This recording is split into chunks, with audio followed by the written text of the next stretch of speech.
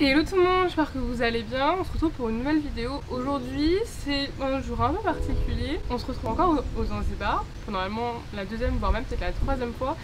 Sauf que cette fois-ci malheureusement je suis en isolement parce que j'ai été positive au Covid. Donc là je suis juste devant ma chambre d'hôtel sur la petite terrasse de ma chambre. C'est un petit peu le périmètre où je suis autorisée à circuler pour le moment. Je me suis dit ok, bon 7 jours d'isolement, je vais rentabiliser ce temps là et je vais tourner des vidéos YouTube. Donc effectivement je suis malade, si vous voyez que des fois je bug ou que j'ai l'air un peu fatiguée, c'est normal, en plus ça je me suis même pas maquillée, donc voilà. J'espère que vous allez bien m'entendre parce qu'il y a beaucoup de vent aujourd'hui, mais je vais faire mon maximum pour que vous m'entendiez correctement.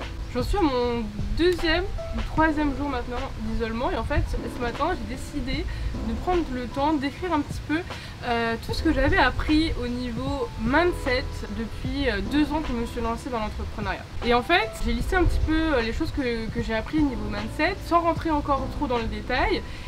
Et je me suis arrêtée d'un coup et je me suis dit non, franchement Camille, il faut que tu fasses une vidéo sur ce sujet parce que c'est hyper intéressant. Dans cette vidéo c'est simple, je vais vous partager les enseignements que je tire de 2 ans d'entrepreneuriat. Et ici on parle d'enseignement au niveau mindset, au niveau développement personnel.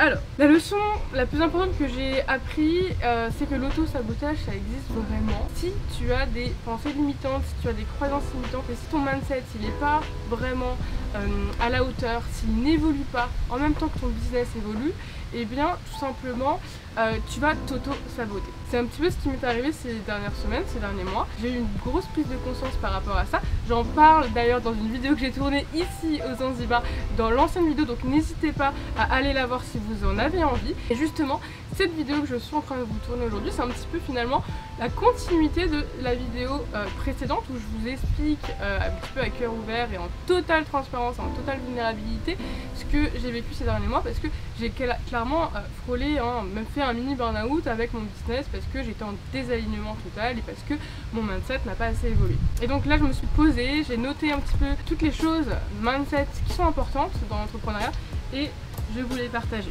Donc au niveau de l'auto-sabotage, en fait, donc voilà, ça existe vraiment, moi ça m'est arrivé et je sais que ça arrive à plein de personnes au quotidien, pas forcément des entrepreneurs, même des personnes qui veulent un job de rêve, qui vont à leur entretien et puis au final qui se rendent compte à la fin de leur entretien qu'ils ont fait un peu tout et n'importe quoi alors qu'ils pensaient être super bien préparés, même des personnes à des examens qui s'auto-sabotent à cause du stress, etc. Bref, c'est vraiment un cas de figure qui arrive tout le temps dans le quotidien de chaque personne, pas forcément des entrepreneurs. Donc au niveau de l'entrepreneuriat, effectivement on a tous des pensées limitantes, des blocages, etc. qui vont peut-être nous auto-saboter sur le long terme à force de faire évoluer notre business. Déjà, pour moi, il y a 3 peurs principales qui vont, si tu ne travailles pas sur ces peurs-là ou si tu n'identifies pas tes peurs, en tout cas qui peuvent t'auto-saboter. Peut-être la peur de l'échec, forcément, mais aussi la peur de la réussite. On n'en parle pas assez, mais il y a énormément d'entrepreneurs qui ont peur de la réussite et moi ça a été vraiment mon cas plus que la peur de l'échec. Et puis la peur du jugement et du regard des autres, et moi c'est aussi énormément mon cas. Déjà la première chose à te faire toi pour savoir si tu as une de ces peurs là, parce que c'est certainement le cas, peut-être que tu l'as pas encore identifié aujourd'hui, mais on a tous des peurs, c'est normal. Il faut que tu te poses et que tu fasses une sorte d'introspection. Tu vas te demander en totale honnêteté avec toi-même, est-ce que tu as une de ces peurs en ce moment? Peut-être que tu vas pas t'en rendre compte tout de suite et peut-être que dans les prochains jours tu vas t'en rendre compte. Mais déjà se poser la question et se poser pour essayer de faire une introspection et de te rendre compte de tes peurs, ça va vraiment t'aider parce que une fois que tu vas identifier tes peurs, tu vas pouvoir travailler dessus et au moins ça va te permettre de ne pas t'auto-saboter à cause de cette peur. Donc tu vas un petit peu sauver ta peau. Ensuite, on peut aussi s'auto-saboter à cause de ses besoins. Et donc là on a fermé un peu le chapitre des peurs. On en vient aux besoins. Pour moi, il y a 3 besoins à cause desquels tu peux t'auto-saboter. Tu as le besoin d'appartenance, énormément, super important, et c'est assez relié notamment avec la peur du jugement des autres. Il y a le besoin de reconnaissance et il y a le besoin d'acceptation. Je suis en train de prendre mes petites notes parce que comme je vous disais, j'ai tout écrit ce matin. Donc le besoin d'acceptation, c'est assez proche avec le besoin d'appartenance finalement. Et je trouve que ces deux-là, moi j'étais clairement dans ce schéma-là, et c'est hyper relié en fait avec la peur du jugement, la peur du regard des autres. Par exemple, je vais essayer de donner un exemple concret. J'ai mis beaucoup de temps avant de me lancer sur YouTube parce que j'avais peur. J'avais peur de quoi en fait? J'avais pas juste peur de prendre la caméra et de parler devant la caméra, on est d'accord. J'avais peur de quoi concrètement? J'avais peur du jugement des autres.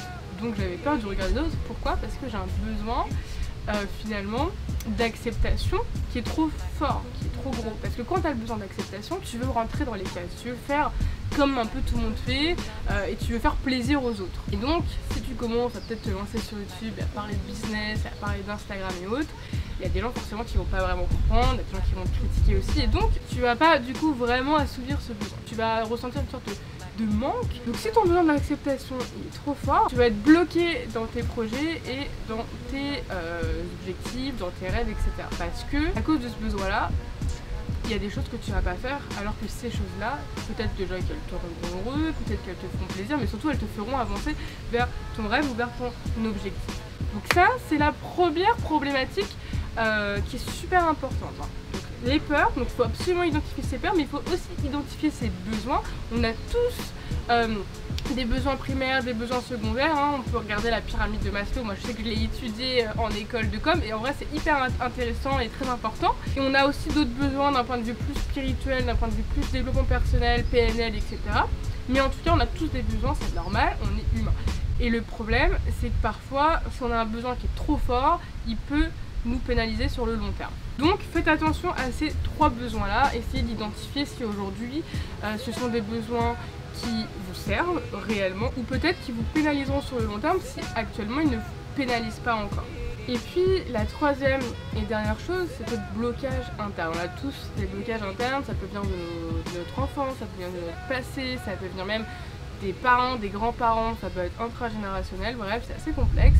On a tous des petits blocages internes qu'il est important d'identifier et même un petit peu de débloquer quoi. Donc au niveau de l'entrepreneuriat, il y en a plusieurs qui vont sur le long terme te freiner, te bloquer, te pénaliser. Tout rapport à l'argent, ton mindset money. Est-ce qu'aujourd'hui ton rapport à l'argent il est sain? Est-ce qu'aujourd'hui t'es pas dans une phase où tu as l'impression que si tu deviens riche, tu deviens une mauvaise personne, que l'argent c'est mal, que l'argent c'est mauvais, que les gens qui gagnent beaucoup d'argent c'est des personnes qui sont pas forcément sympathiques, c'est des mauvaises personnes?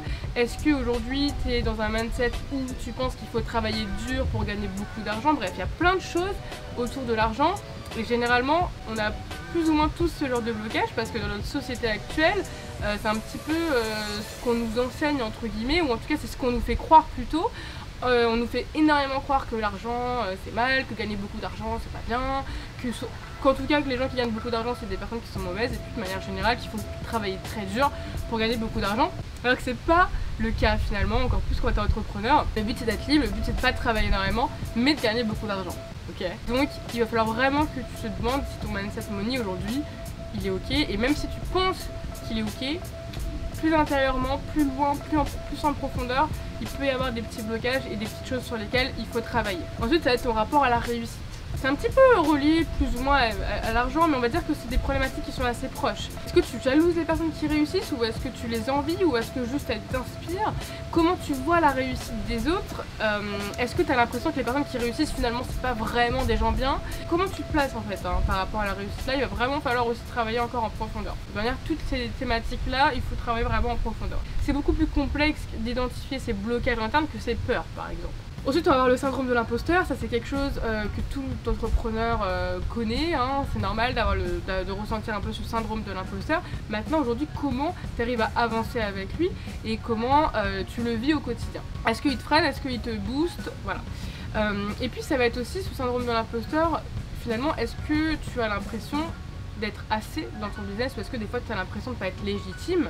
Et là il y a une problématique, il va falloir vraiment travailler là-dessus. Généralement les jeunes entrepreneurs, notamment les coachs ou les consultants, ils vont avoir cette problématique là au niveau du syndrome de l'imposteur, et ils auront l'impression qu'ils ne sont pas légitimes à vendre leurs services, qu'ils ne seront pas légitimes à donner des conseils, ou encore pire, qu'ils ne sont pas légitimes à faire payer leurs conseils. Et donc là on a un gros souci au niveau du syndrome de l'imposteur. Pareil, à partir d'un stade un peu plus avancé dans ton business, le syndrome de l'imposteur peut te bloquer à augmenter tes prix et à mettre des prix qui sont en rapport avec ta juste valeur, qui sont en cohérence avec ta juste valeur par exemple.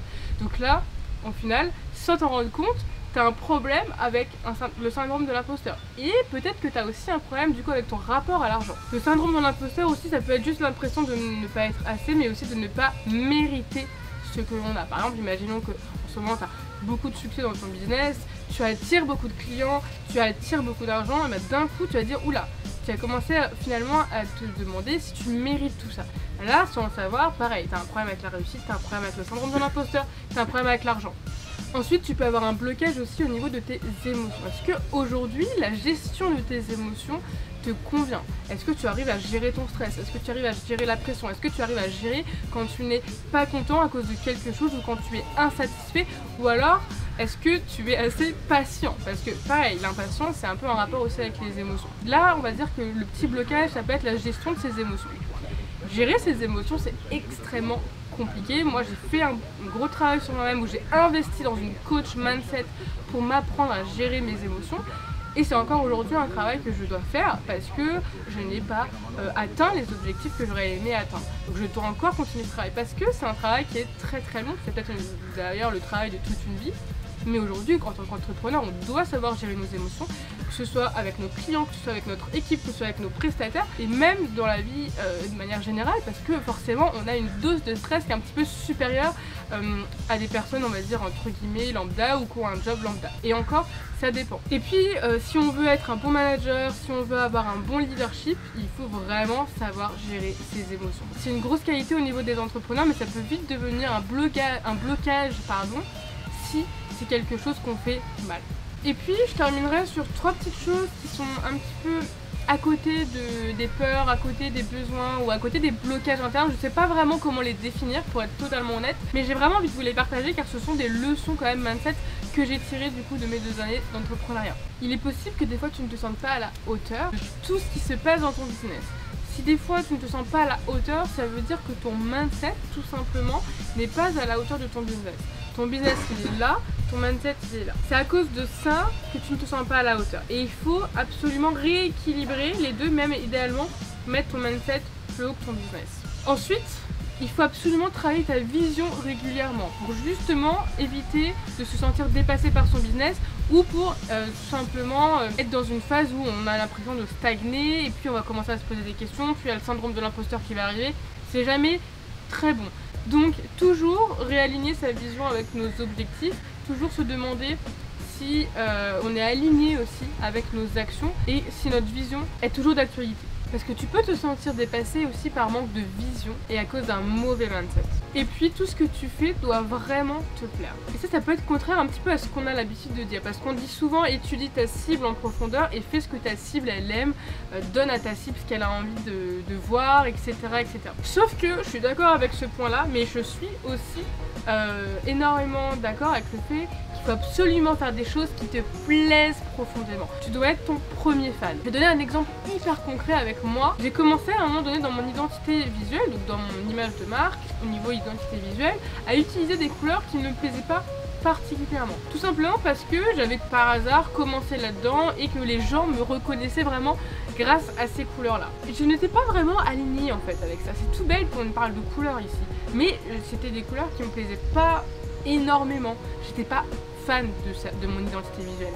Et le souci c'est que des fois, sans vraiment m'en rendre compte, mais aujourd'hui avec le recul et l'objectivité je m'en rends compte, c'est bien pour ça que j'en parle, mais du coup parfois je vais me bloquer à publier certains contenus sur mes réseaux sociaux que j'avais envie de publier, qui étaient pertinents, à cause de cette identité visuelle qui me plaisait pas vraiment. Du coup, je m'auto-sabotais un petit peu à cause de ça.